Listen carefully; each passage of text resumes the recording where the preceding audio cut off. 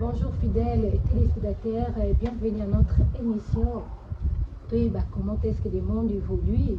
Tout le monde solo et Mboka, et Mokili, et parler de la santé. Abonnez-vous massivement. Hein? Il met des silences pour tous s'abonner. Hein? Tous s'abonner. Merci de vous abonner. Merci de partager le lien. Merci beaucoup. Un grand merci déjà à tonton Hervé Okito qui est là derrière la caméra, à Sipaloshi derrière la caméra. Aujourd'hui, on va parler de la Covid-19. Ça fait un temps, au nom de la Ukraine et le monde du Corona. Au nom Corona est à la société. Aujourd'hui, nous allons savoir avec un messier qui est ici à côté de moi, nous présenter lui-même, pour se présenter devant la caméra. Nous allons nous découvrir ensemble avec vous. Bonjour, docteur. Bonjour, madame la journaliste. Ah oui, docteur, pourriez-vous vous présenter? Parce que c'est la première fois de vous recevoir chez nous ici. Merci. Je m'appelle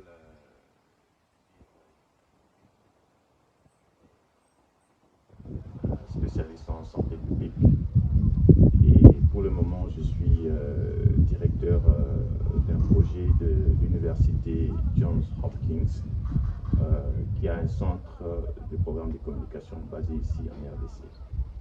Oui, merci docteur. Comme vous êtes docteur, donc veuillez placer.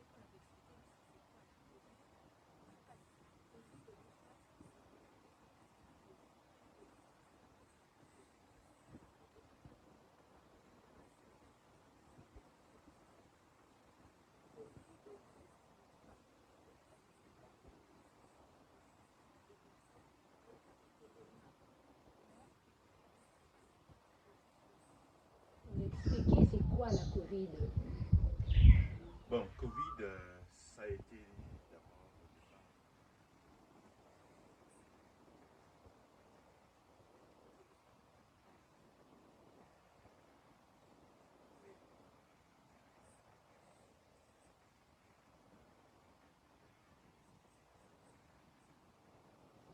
et à l'époque, en fait, l'OMS avait voulu effectivement, comme on parle d'Ebola, on parle de la maladie à virus Ebola, MEV. C'est la même chose qu'on a aussi contracté du Covid en anglais. Donc, c'est une maladie qui est causée par un virus. C'est le virus de coronavirus. Parce que c'est en fait, Covid, c'est la maladie par qui a créé la Covid. C'est une souche qu'on appelle SARS-CoV-2. En fait, c'est en anglais, mais ça veut tout simplement dire coronavirus 2 du syndrome respiratoire aigu. Donc, c'est une maladie qui est causée par ces virus-là, qui est un virus ARN, on appelle virus ARN.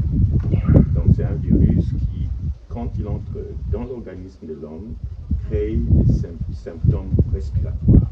C'est pour ça qu'à l'origine, c'est coronavirus comme étant un virus du syndrome respiratoire aigu.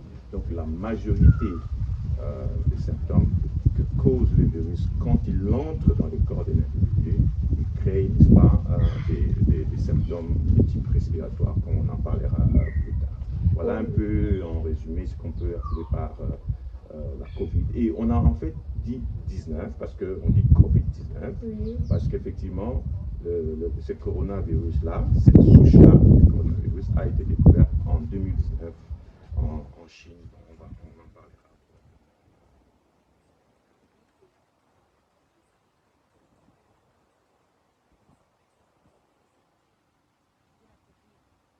Voilà, c'est comme son nom l'indique, SARS. SARS,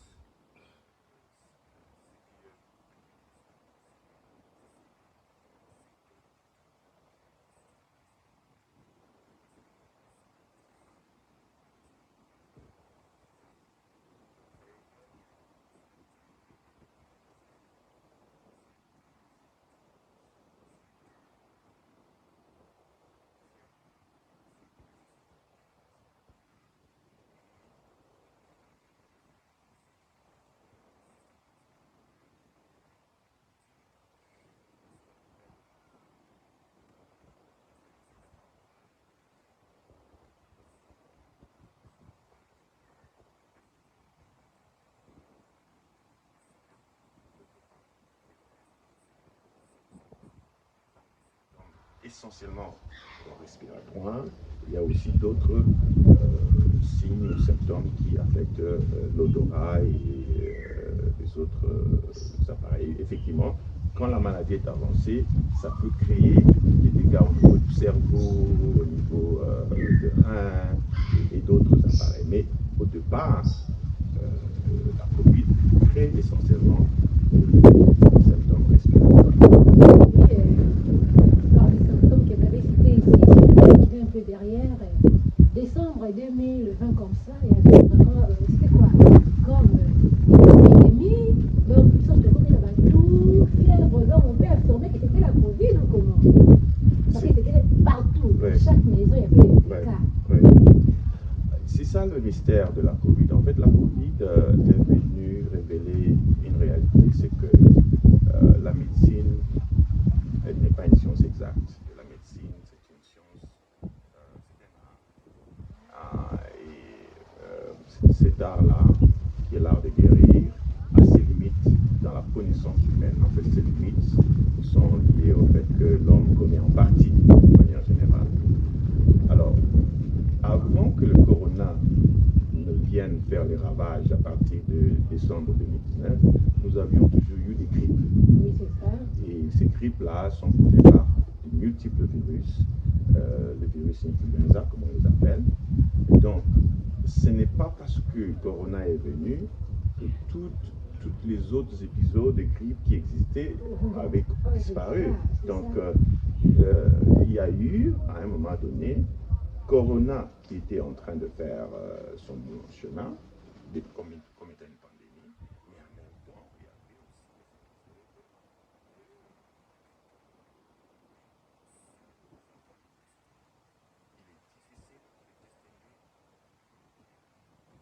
aussi, il s'est fait tester par un test de PCR qui identifie que c'est ça que vous avez, et une autre grippe normale pour laquelle le test Covid serait négatif.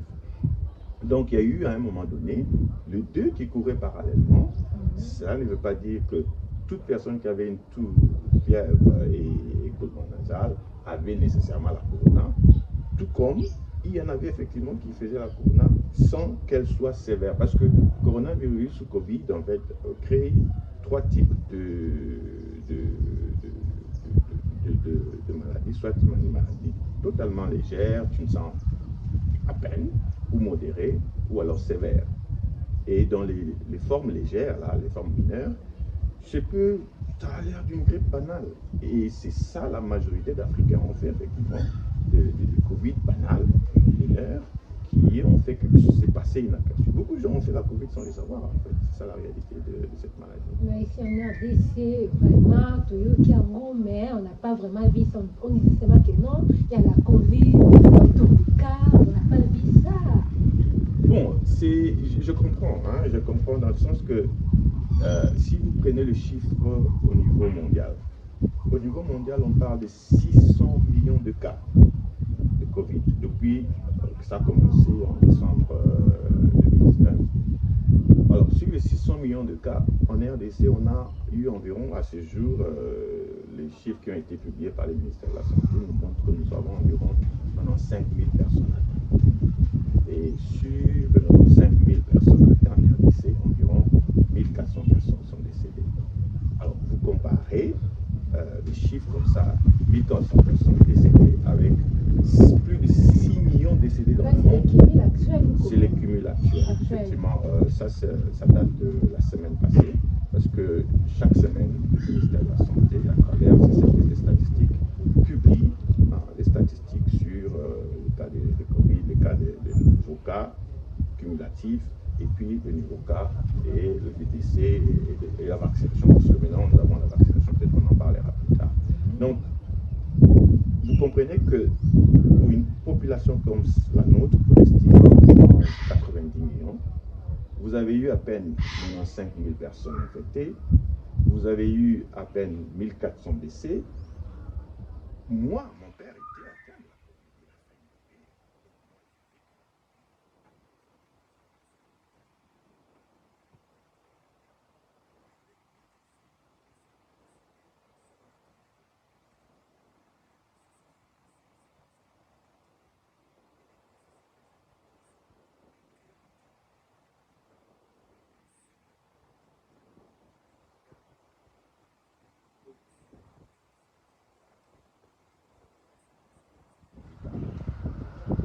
matériel. Oui, c'est ça aussi la question. Est-ce que la Covid existe réellement? L'RDC présentement, actuellement, Ouais, est-ce que la Covid vraiment existe? La Covid est bel et bien là. Mais vous savez, la Covid s'est présentée depuis le départ. Vous savez qu'elle est partie de la Chine en décembre, disons novembre 2019, à Wuhan, dans la province de Hubei. C'est là où il y a eu le premier cas index, ou le patient zéro, comme on l'appelle. Ça s'est répandu à travers le monde et ça atteint continent par continent. Et c'est devenu ce que l'OMS appelle la pandémie. On l'appelle pandémie parce qu'elle s'est propagée pratiquement partout dans le monde. Mais la réalité, justement, de la Covid, c'est qu'elle n'a pas eu la même dynamique partout. La dynamique du virus n'a pas été la même partout. En Occident, la Covid a fait des ravages énormes. Et là, les salles d'urgence, les salles de réanimation, les hôpitaux étaient complètement remplis et c'était vraiment débordé. Par contre, l'Afrique n'a pas connu, à part bien sûr l'Afrique du Sud, par exemple, l'Afrique du Sud quand même a été sévèrement touchée, c'est le mot, par rapport à la RDC. Donc la RDC et d'autres pays africains en général n'ont pas vu cette sévérité de la Covid. Et on lit ça à quelques facteurs. Le premier facteur qui a été le plus cité, c'est que la population africaine est essentiellement jeune. Et quand vous remarquez ce qui meurt, c'est surtout le troisième âge, à partir de 60.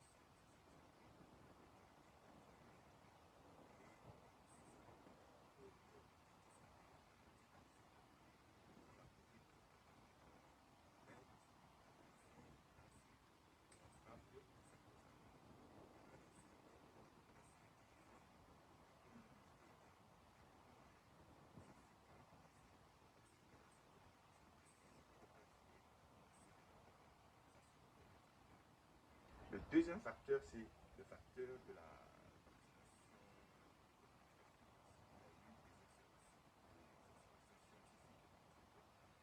l'Afrique ayant continué la vaccination, il y avait une sorte de protection contre la vaccination. Mais c'est une hypothèse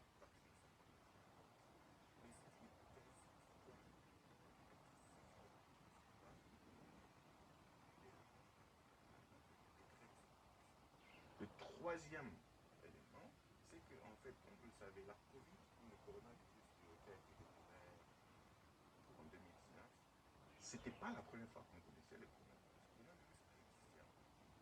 Et du coup, en Afrique, avant 2019, nous avions eu des épisodes.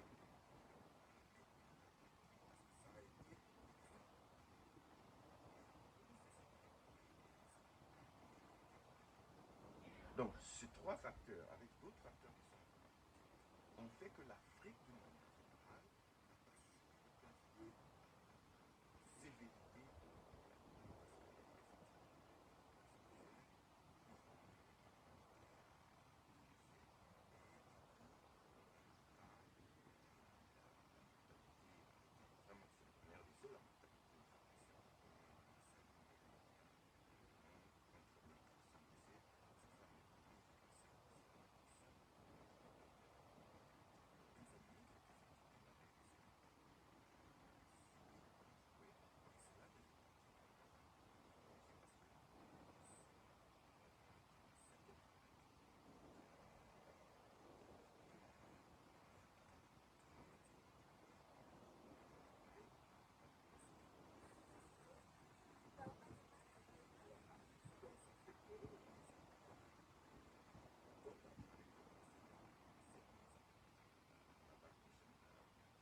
Mais la cinquième vague n'était pas efficace. N'était pas forte. Et là, parce que ça a été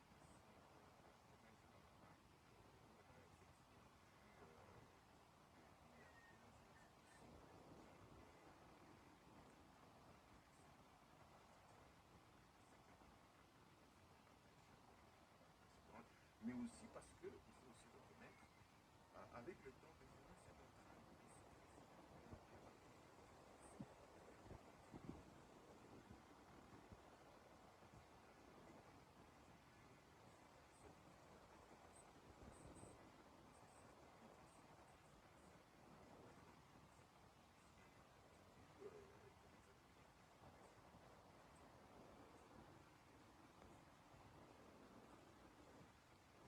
vrai.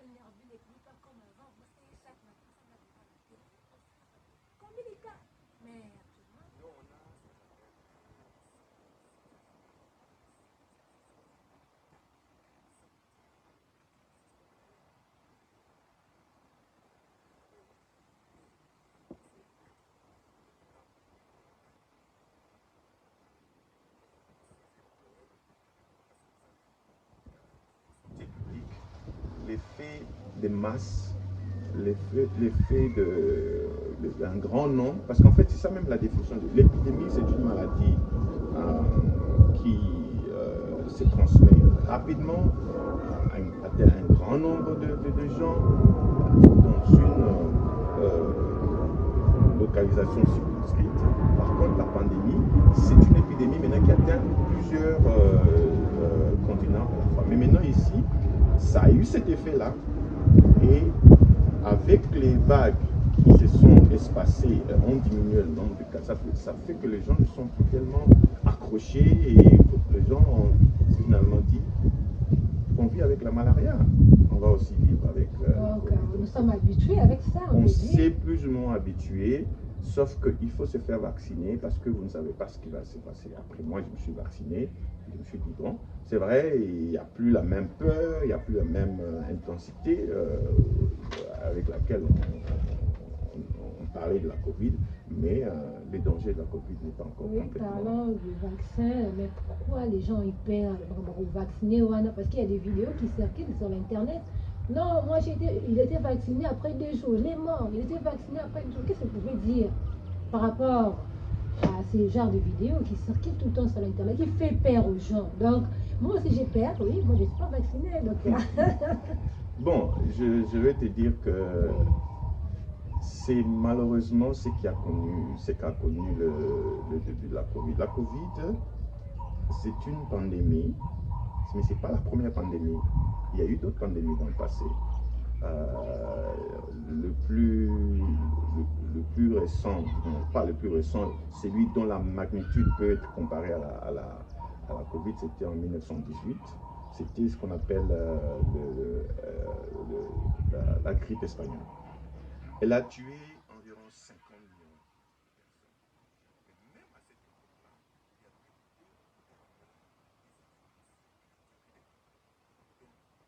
la résistance vaccinale n'était pas toujours à l'époque. Mais la différence avec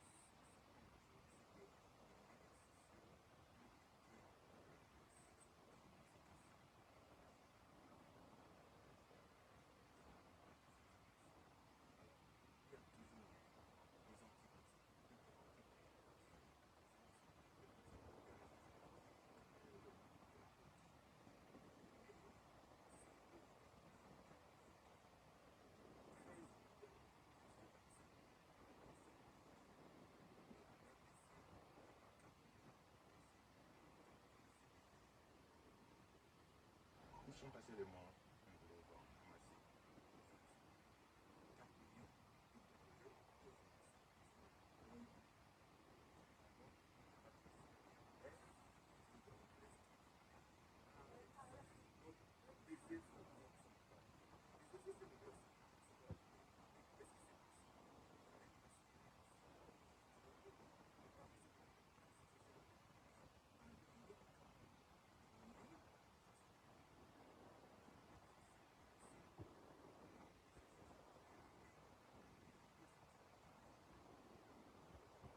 Pas exceptionnel, qu'il ne faut pas exagérer, mais comme il y avait déjà un agenda contre la vaccination, on a pris ces cas, on les a amplifiés sur les médias sociaux et on a créé tous ces buzz.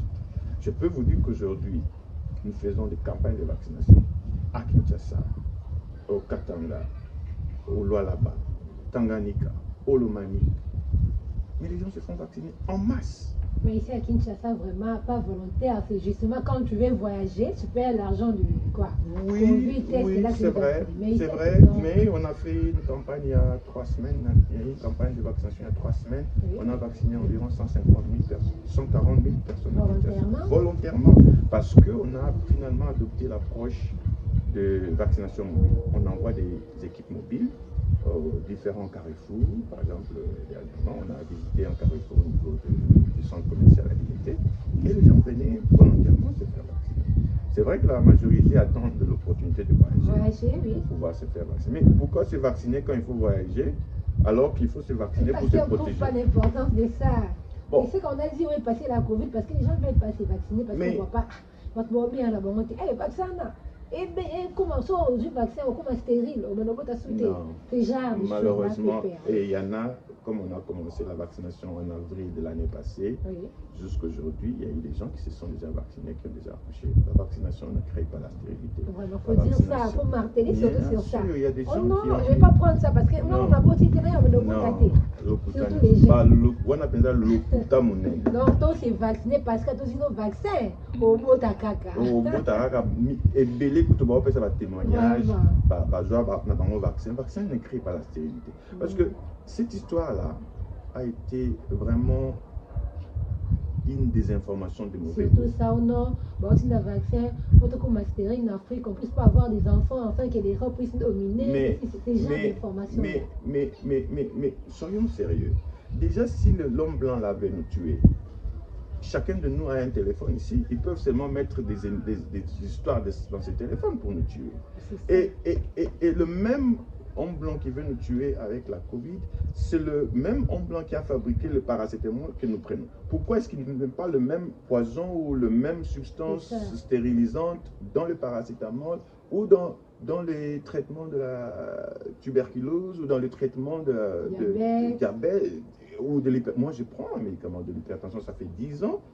Ce sont les mêmes. Et parmi nous, parmi les Congolais, s'il y a des gens, des millions de Congolais qui sont sous traitement anti-hypertension, pourquoi ils acceptent de prendre le médicament fabriqué par la même maison, la même personne, donc la même maison qui a pris le médicament contre l'hypertension, il ne tue pas à travers l'hypertension, mais il va faire seulement un Covid et il va vous tuer ça. Il y a quelque part une certaine dissonance, une certaine contradiction dans les théories. Mais malheureusement, quand on nous a positionnés dans ces théories du complot, on ne voit pas la réalité qu'il y a une déconnexion totale avec la réalité. Parce que quand on dit même que c'est Bill Gates qui veut tuer, mais la Chine, c'est des blagues.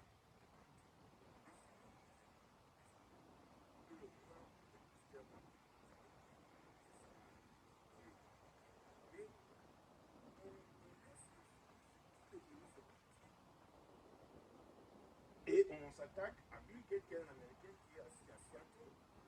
Et c'est lui. Mais pour que tu fasses ici la proposition pour les Américains, en antagonisme, en compétition.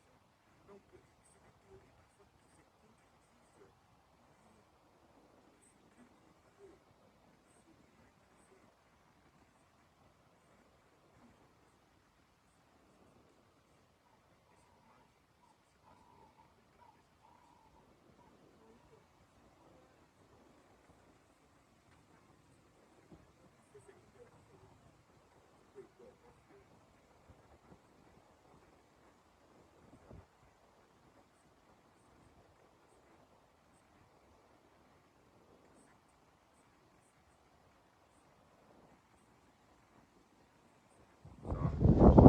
Pfizer, Moderna, à l'époque, les vaccins. Si vous pouvez expliquer les premiers types là, c'est pourquoi, quel genre de personnes peuvent prendre ça, le deuxième type, pour qu'on puisse avoir l'idée, peut-être un gros qui ne je ne sais pas. Donnez-moi ceci, donnez-moi cela. Comme il y a 5 types, vous pouvez expliquer non, le premier type c'est pour tel que tel. Non, en fait, tout le monde peut prendre n'importe quel vaccin. Tous les vaccins sont bons. La seule différence, c'est que Johnson & Johnson, c'est une dose. Et si vous regardez la majorité de Congolais qui sont fait vacciner, la majorité prennent Johnson & Johnson parce que c'est une seule dose. Et donc ça vous évite de revenir 4 semaines après. C'est plus fort qu'il est là. Non, il n'y a pas un vaccin qui est meilleur que l'autre. Tous les vaccins ont plus ou moins, on ne peut pas dire exactement, mais plus ou moins la même efficacité. Et les problèmes, c'est des maisons différentes ont fabriqué ces vaccins. Okay. C'est comme quand tu prends le paracétamol fabriqué par tel fabricant, le paracétamol fabriqué par un autre. Prince Pharma. Voilà, tu connais, non? Oui. Alors, tu ne peux pas dire que ce paracétamol-là est plus fort que l'autre, à moins que ce soit un contre-effet. Normalement, si ce n'est pas un contre-effet, il devrait avoir plus ou moins. Alors, que tu prennes Moderna, que tu prennes Pfizer, que tu prennes tu as une protection. Et cette protection varie entre pas des vaccins qui fassent une protection à 100%. C'est ça aussi la réalité des choses. Parce que les gens pensent que quand tu as pris le vaccin, c'est fini, tu ne feras pas la maladie. Non, tu peux faire la maladie.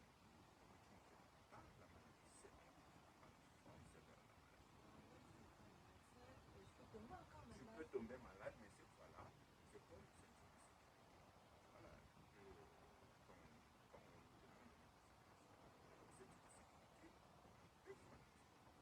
qu'est-ce que ça fait?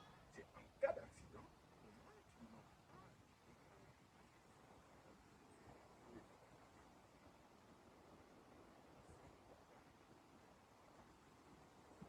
Donc c'est ça le fait de la vaccination aujourd'hui, ça joue un effet protecteur dans le sens de si jamais tu as attrapé le virus, ça sera une forme moins sévère.